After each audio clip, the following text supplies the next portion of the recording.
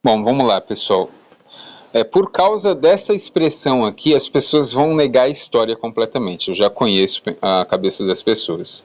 O verso 21 de Mateus 24 diz assim: Por que haverá então uma tribulação tão grande como nunca houve desde o princípio do mundo até agora, e nem jamais haverá? Tá vendo? Não pode ter sido o evento do primeiro século, porque o Hitler ele fez muito pior com os judeus e etc e tal. Pessoal, na cultura semita é muito comum esse tipo de expressão, tá?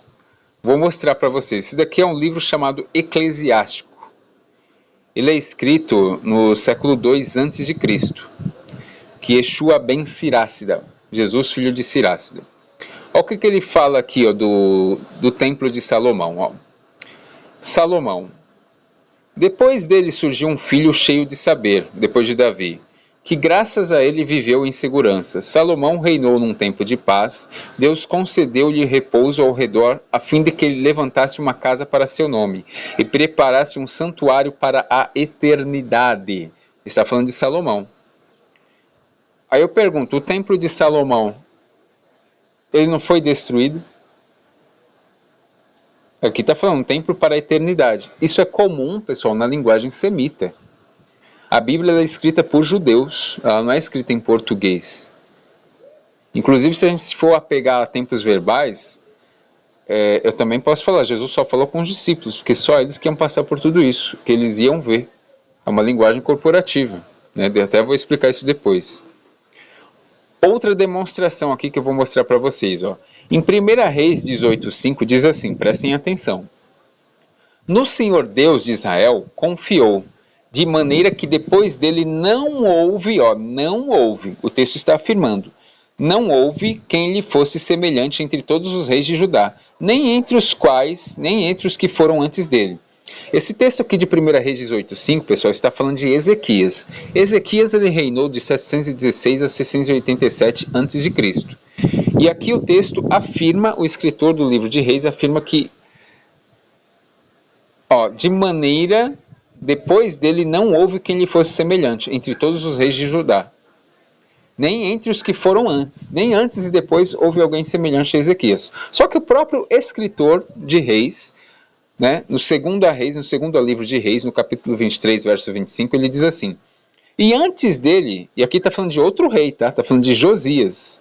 Josias, ele é anterior a Ezequias.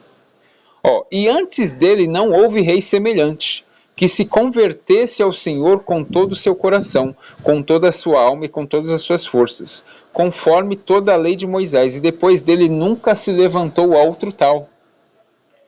Ora, aqui já se fala do rei Josias. Josias ele é de 640, não, é posterior, perdão. É 640 a 609 a.C. E diz que não houve antes dele igual, né?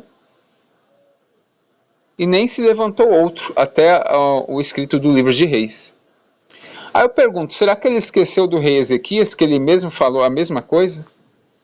Que ele confiou em Deus e que depois dele, entre todos os semelhantes, não houve nem antes nem depois rei igual a Ezequias. Só que aqui no segundo livro de Reis, capítulo 23, verso 25, ele vai falar de um outro rei posterior. E usa a mesma linguagem. Então ele esqueceu de Ezequias ou é costumeiro do semitismo fazer isso, da linguagem semita? E aí? Então pronto, pessoal, não há desculpa para negar a historicidade das coisas, correto? É feio jogar tudo para o futuro, fica uma leitura feia. É igual isso daqui, ó. O verso 22 de Mateus 24. E aqueles dias não fossem abreviados, ninguém se salvaria, mas por causa dos escolhidos serão abreviados aqueles dias. As pessoas não gostam de ler, elas isolam um versículo e criam uma doutrina. Tá vendo, pessoal? Olha como o tempo está passando rápido. Os dias parece que estão passando mais rápido, não é verdade? Ah, já sei, é porque Jesus está voltando. Isso aqui está se cumprindo, Mateus 24. Quantas pessoas não fazem isso? Porém, o que acontece? Que é um contexto de guerra, pessoal. Está falando da guerra judaico-romana. Correto? E outra, o dia ser abreviado. Vamos lá, faz de conta que você é um eleito, um escolhido. O que vai resultar os dias passarem mais rápido? O que isso vai te favorecer? Nada, absolutamente nada. Não é verdade?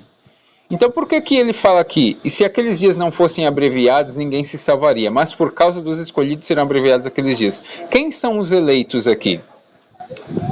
São a nação de Israel. Não estou falando que a igreja, pessoal, ela é constituída de judeus e gentios, tá? Mas Israel foi chamado primeiro, não foi? E eles não vão ser a geração da figueira? Não é um povo eleito? Israel não foi um povo separado? O texto está falando que se os dias da guerra judaico-romana não fossem abreviados, nenhum deles se salvaria, porque morreram muitas pessoas. Eu vou comprovar isso aqui para vocês, tá? Para não falar que eu estou inventando.